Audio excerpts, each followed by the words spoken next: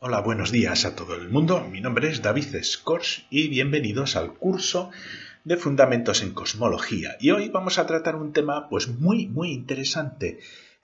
Lo he llamado, es que se llama así, gravitación newtoniana modificada o MOD, Modified Newtonian Dynamics.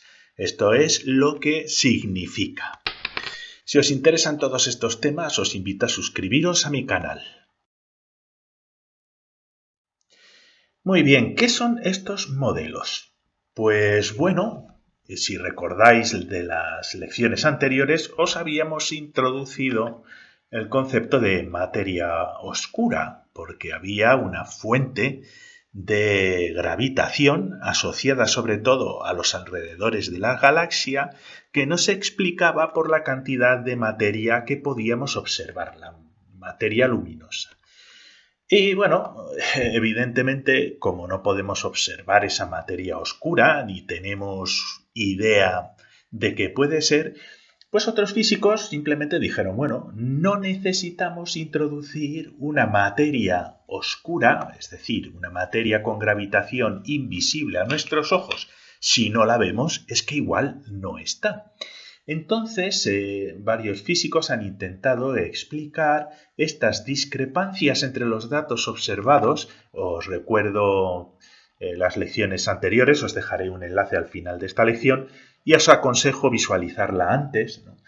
Pues es intentar explicar esas discrepancias que se habían observado en cuanto a la dinámica de rotación de las galaxias, que obligaron a la introducción de una cantidad inmensa de materia que no observamos. Pues bien, estos modelos hay de varios tipos, pero en esta lección os voy a hablar de los más importantes, porque muchas veces seguro que recibiréis noticias de no es necesaria la materia oscura para explicar los modelos del universo o cosas de ese estilo, ¿no? Que no es necesario introducir el concepto de materia oscura. Pues aquí vamos a estudiarlo de una manera más o menos detenida y vosotros, pues bueno, os podéis sacar vuestras propias conclusiones. Hay de varios tipos y básicamente lo que hacen es introducir correcciones a las ecuaciones de gravitación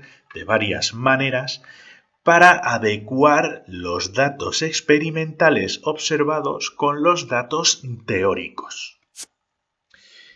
Y bueno, básicamente lo que dicen es que las leyes de Newton de toda la vida, y después esto se generaliza a la relatividad general, es que las leyes de Newton se comportan de diferente manera dependiendo de si estamos en un sistema de alta aceleración, como por ejemplo nosotros en la Tierra alrededor del Sol, o si nos encontramos en zonas de baja aceleración, es decir, de baja gravitación, por ejemplo, en los extremos de las galaxias.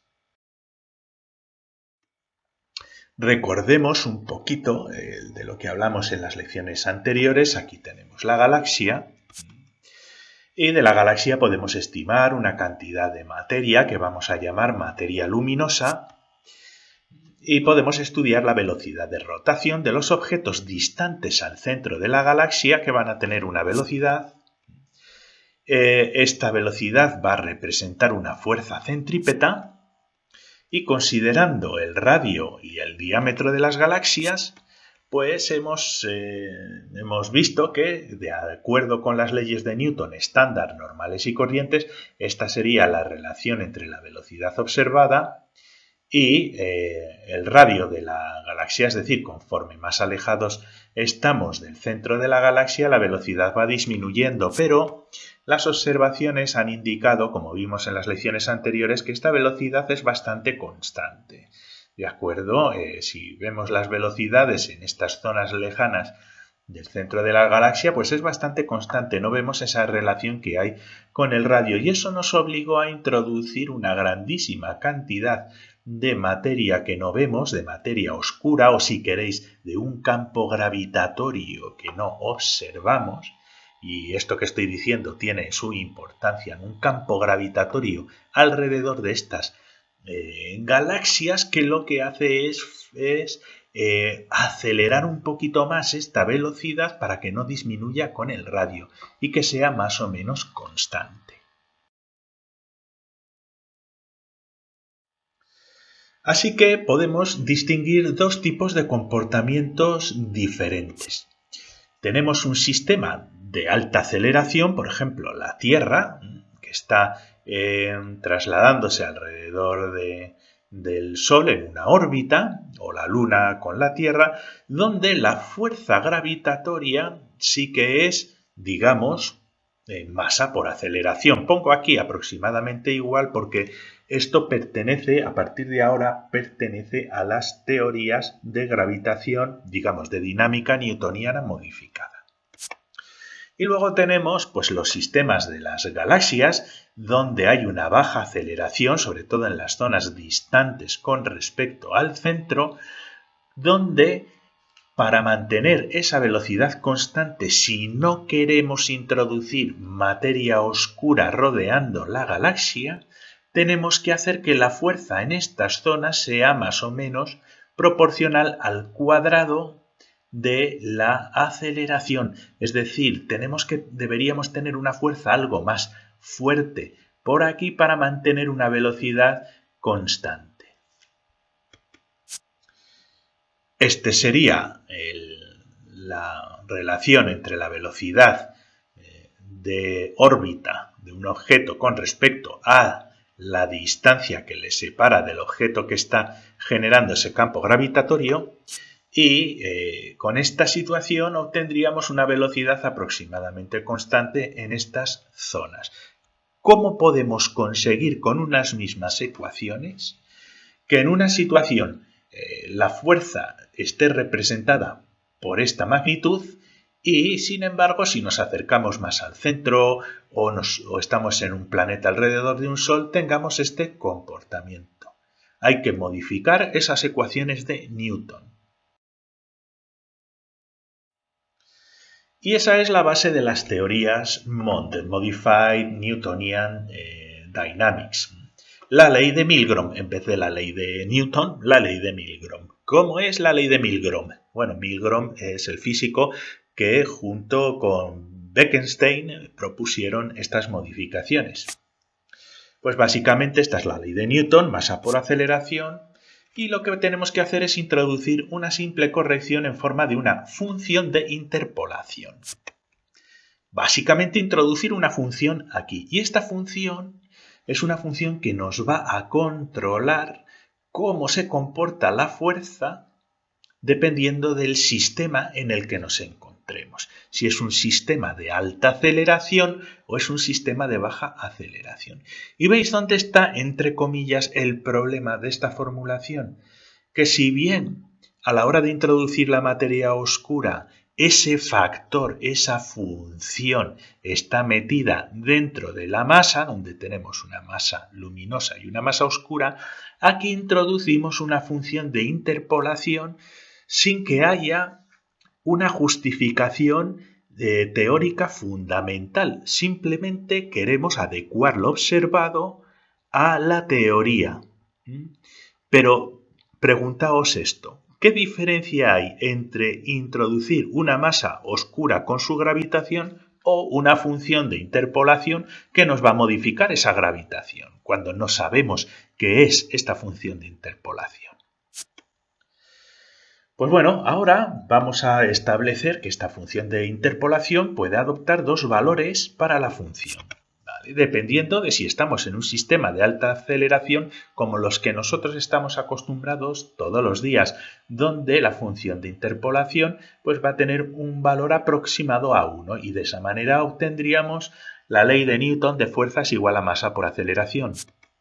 Y podemos tener otro sistema de baja aceleración, como por ejemplo en las zonas alejadas de las galaxias, donde esa función de interpolación podría adoptar, por ejemplo, esto es una proposición, un valor que es igual a la aceleración dividido una constante a sub 0 que tenemos que determinar empíricamente para que nos sirva en esta situación y en esta situación, de tal manera que la fuerza ahora es igual a una masa por aceleración al cuadrado y dividido una constante que tenemos que, digamos, una constante para afinar los datos experimentales. Y de esa manera podríamos tener una situación donde, dependiendo del valor de A sub 0, esto puede ser masa por aceleración al cuadrado, o si A sub 0 se aproxima a la aceleración en la que nos estamos encontrando, pues recuperemos nuestra fórmula original. ¿Veis? Todo depende ahora del valor de esta constante A sub 0 para que nos encontremos aquí o nos encontremos aquí.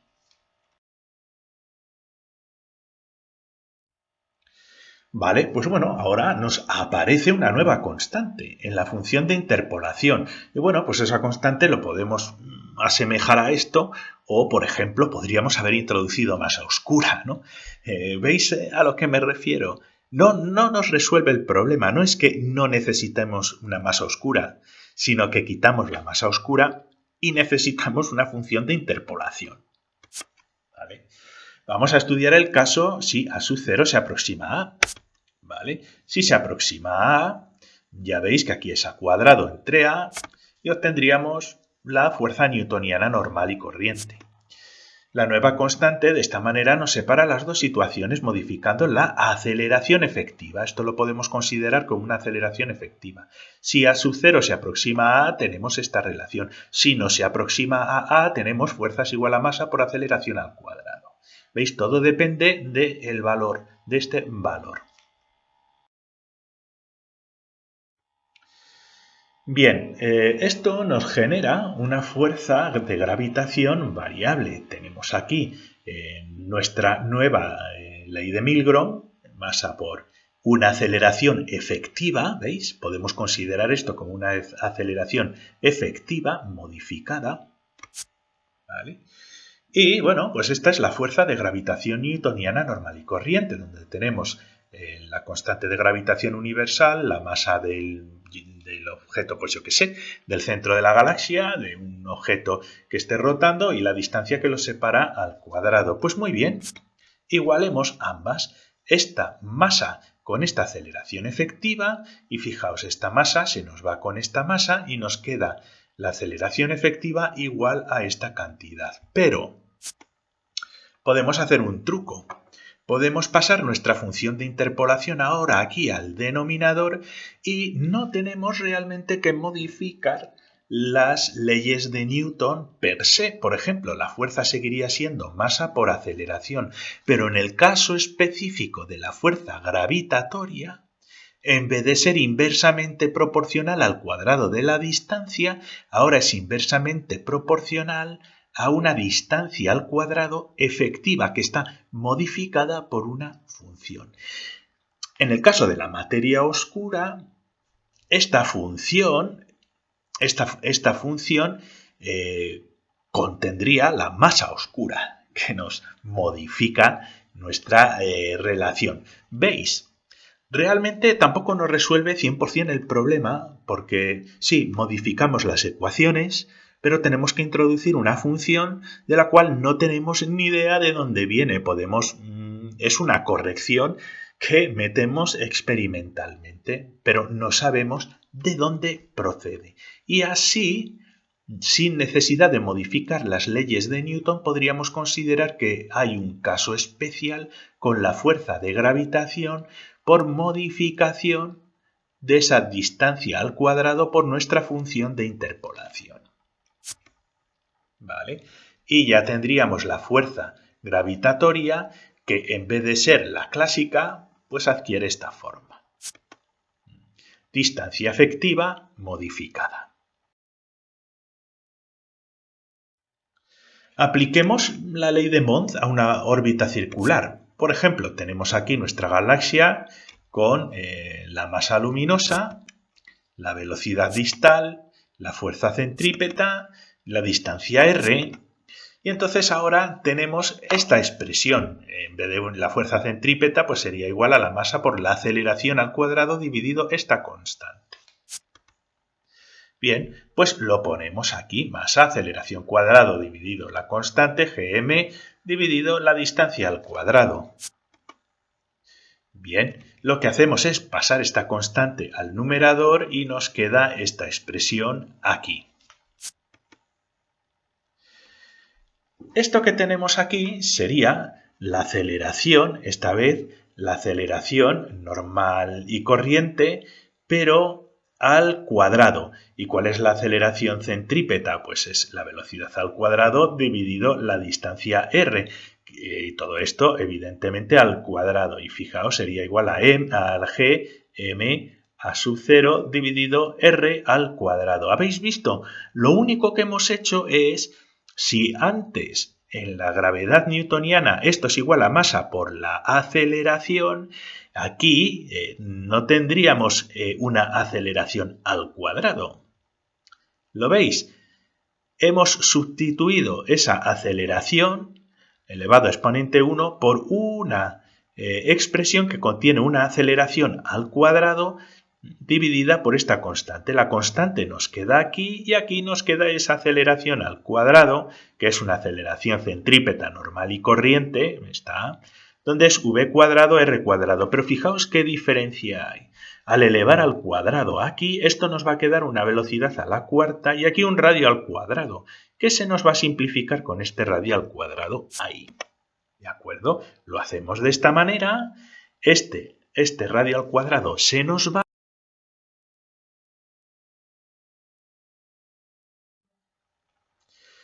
Y ya nos desaparece la dependencia del radio. Y esta vez la velocidad orbital de esas estructuras alejadas de la galaxia a la cuarta potencia es igual a gm por una constante que tenemos que determinar de manera experimental. Pero esto es constante, no tiene dependencia ya del radio. Mientras que en las teorías de materia oscura, la materia oscura es lo que contrarresta esa dependencia del radio, dado que esa densidad de materia oscura es dependiente del radio de manera lineal, aquí con la función de interpolación resolvemos el mismo problema, pero yo, por ejemplo, podría interpretar esa función de interpolación como un campo de materia oscura. La función que representa esa densidad de materia oscura, ¿no? Así que la velocidad es la raíz cuarta de una constante y normalmente con las observaciones experimentales la constante a sub 0 para que se nos cumpla una relación que equivalga con lo observado, pues es de alrededor de 1,2 por 10 elevado a menos 10 metros por segundo al cuadrado, que si veis es una aceleración bajísima, muy baja. Son valores prácticamente indetectables en un campo gravitatorio como el de la Tierra. Sin embargo, cuando nos alejamos del centro de las galaxias, este factor ya comienza a tener su importancia.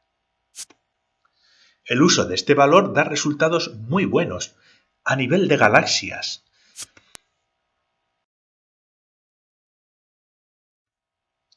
Y bueno, se proponen varias funciones de interpolación. Yo os he puesto un ejemplo de los más simples, pero tenemos esta función de interpolación con el problema de que puede llegar a ser divergente si esta constante tiende a cero.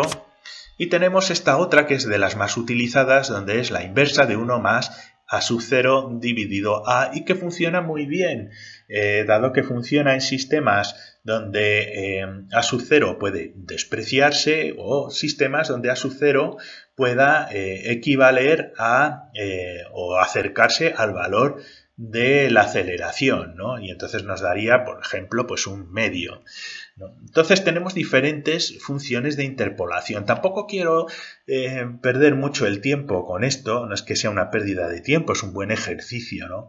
Pero primero no nos resuelve el problema, tenemos que explicar de dónde viene esta función de interpolación y segundo, si introducimos esta función de esta manera, nos va a generar incluso otro problema más de consistencia de la propia teoría Mond. ¿Vale? Esta de aquí es la fórmula que se utiliza, de acuerdo, con la raíz cuadrada de 1 más a sub 0 dividido a, esta es una de las que más se utilizan. Y el gran problema es esa consistencia, esa falta de consistencia de la propia teoría Mond. ¿Por qué? Porque al introducir una función que es dependiente de la aceleración en esta fuerza, esta función es dependiente de la aceleración, también puede ser una función dependiente del tiempo, ¿vale? El hecho de tener esta expresión, esto hace que no se cumplan las leyes de conservación, por ejemplo, de energía y momento. ¿De acuerdo? Como la fuerza se define a partir del momento, en física newtoniana la fuerza es lo que cambia el momento, que es la masa por la velocidad dividido el tiempo. Y es una definición pues bastante lógica, ¿no? De fuerza. El fuerza es lo que cambia la velocidad dividido el tiempo, independientemente de si es una fuerza gravitatoria, una fuerza inercial, etcétera, etcétera, porque se igualan ambas situaciones. En las teorías Mond eso no es así. Por ejemplo, si calculásemos el momento en las teorías Mond, tendríamos que hacer una integral de la masa por la aceleración con respecto al tiempo, pero multiplicado por esta función mu, donde ya esta integración no es tan fácil, no nos va a dar un resultado de masa por velocidad. Si no tenemos esta función, sí que nos da, porque la aceleración es la derivada de la velocidad entre la derivada con el tiempo. La derivada con el tiempo se nos va con esta y nos queda masa por derivada de la velocidad. En una integración es masa por velocidad. Pero si tenemos esta función, ya este momento no es tan simple. Y como sabéis, la conservación del momento está muy ligada también a la conservación de energía. Y estas teorías no conservan la energía. Y también como consecuencia tampoco explican la dinámica de separación entre las galaxias. Sí que explica muy bien la dinámica intragaláctica, pero no intergaláctica. Ya el momento no sería igual a masa por velocidad. Conclusiones. Pues bueno, la modificación de la fuerza para ajustar a las observaciones es en lo que se basan estas teorías Mond. Y en mi opinión, pues no descarta la materia oscura, como ya lo he dicho, y describe consecuencias, no causas, y no conserva la energía. Pero Bekenstein, de lo cual vamos a hablar justo ahora, después de estas conclusiones parciales, Bekenstein generalizó una versión relativista que sí conserva la energía. ¿Cómo lo hizo? Esta es la segunda teoría más importante de gravitación en la cual no es necesario el concepto de materia oscura, pero ya veremos que como con la teoría anterior, pues también tiene sus problemas, ¿no? Esta teoría se llama gravitación tensor vector escalar o teoría TVS. Esta teoría sí que conserva el momento y la energía, y os voy a contar cómo se ha hecho.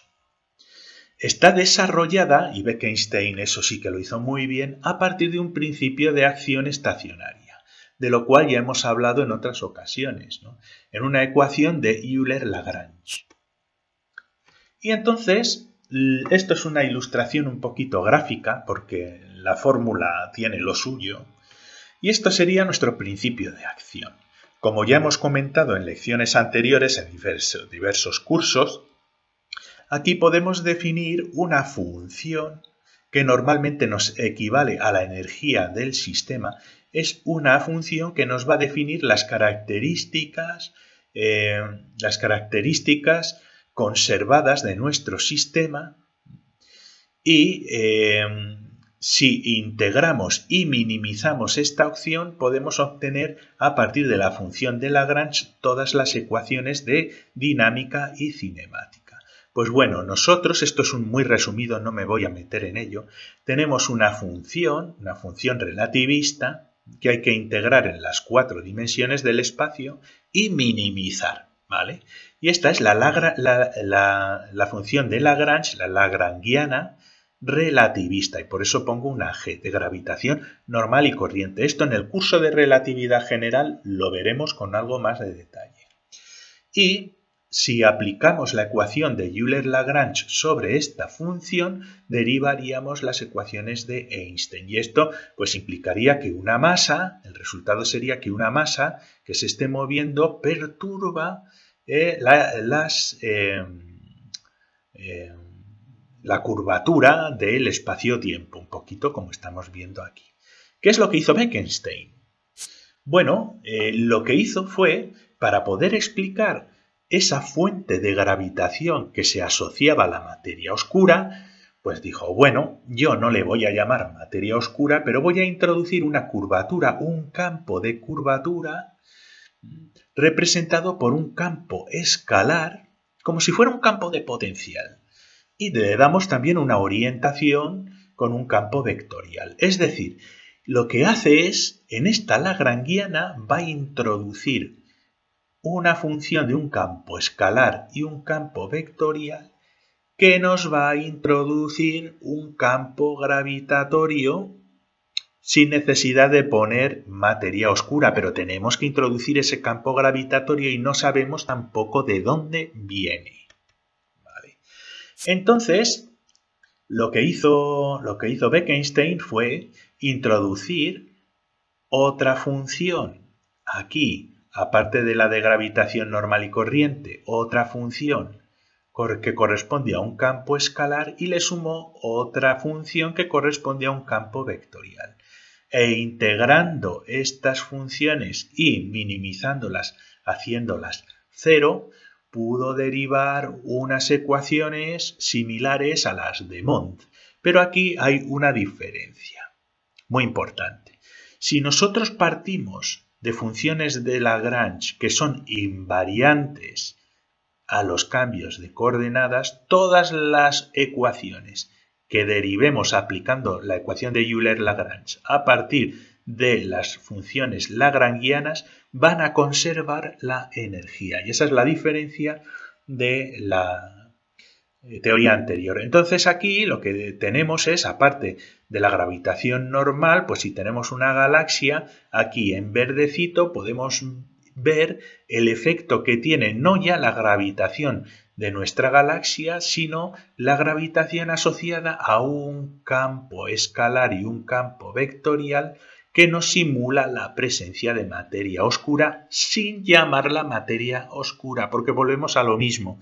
¿De dónde sale ese campo? ¿Vale? ¿De dónde sale ese campo escalar?